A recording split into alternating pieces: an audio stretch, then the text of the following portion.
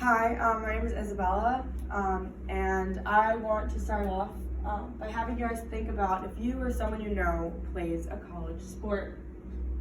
Imagine the long, grueling days and numerous hours that they put into their sport.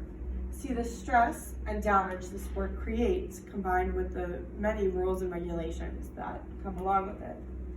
There's become a great controversy regarding should colleges pay their student athletes. For me personally, my cousin committed to a D1 school for lacrosse back when we were sophomores in high school, and I saw the toll that it immediately took on him, whether he was told he had to gain a lot more weight for the sport, and he had to spend 6 days a week in the gym, and then on top of that, he had to spend so many hours practicing the sport in itself. I think that if your full-time position was just as strenuous and demanding while you're spending countless hours in the office, should they pay you? First, in order to answer this question, we have to understand the basics of this topic. Similar to a job, college athletes deal with a great amount of stress and responsibilities, so they should be compensated for their time. I'm going to discuss why college athletes should be paid, talking about the benefits of paying them, as well as the misconceptions that people have when deciding whether college athletes should be paid. First, I want to begin with deciding why college athletes should be paid. I believe that sports is a full-time job. It causes them to miss out on typical college experiences while positively impacting the school and organization that they play for. College athletes spend an average of 43 hours a week in participating in their sport, which is more than the average work week of only 40 hours. They often have to miss classes for games and tournaments, and in some cases, such as March Madness, players will need to miss sometimes weeks or months during their season to participate. Many have interviews that they don't get compensated for, but they still go to these media days and they spend their time doing that instead of studying or preparing for classes, or even being in class. I think that college athletes are on nationally sporting events that generate revenue for the school and organization.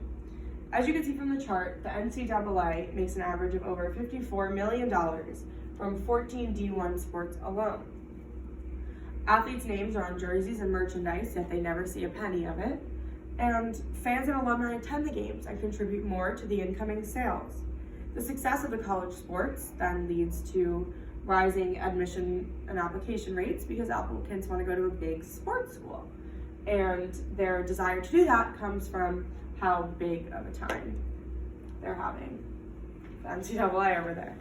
I want to explore the benefits of paying the players. In the long run, the compensation will give them financial support in several situations. For example, the NCAA prohibits jobs during the season. The money from sports, from the child sports, would allow them to fund their basic college expenses, such as books or off-campus needs, such as food and other stuff. Sports also are always very dangerous whenever you're playing them. You can get really harmed, especially people at a level such as this, where they are told they have to gain weight in order to play the sport because they have to be bigger and more physical and stronger to do it. Especially in contact sports, it's not a matter of if you get hurt, but when. And in certain sports like this, they are going to need some good health insurance, which the NCAA doesn't provide. They require that families take out individual policies for their health insurance, but getting paid would allow them to afford these health services, let's say if their parents can't really afford them themselves. Getting paid would allow them to fund it, and it would make it easier financially on the family and themselves in college and at home. While this stuff all sounds really nice, the other side views several misconceptions of paying athletes. For example, they believe that there would be a great sense of financial instability and irresponsibility if these athletes all of a sudden came into a lot of money at this young age. But honestly, we're all college students and none of us really know how to manage our money. So no person should be different in getting money just because they play a sport and they're more financially irresponsible, which is not the case. It is said that they should be paid like other students who actually have paying jobs, and they should be able to make the money that other kids are making. Another issue that people view as a problem with paying college athletes is the unfair compensation that would arise from players of different divisions. For example, you wouldn't really want to have a first-string Michigan football player earning just as much as a bench warmer in a D3 lesser-known school, because that's not equally fair for hard work, just like you wouldn't have a boss be making the same as someone whose first week is this week. So that is another situation that arises. I would like to close it out by saying that college athletes deserve to be compensated for hard work and the long hours that they put in.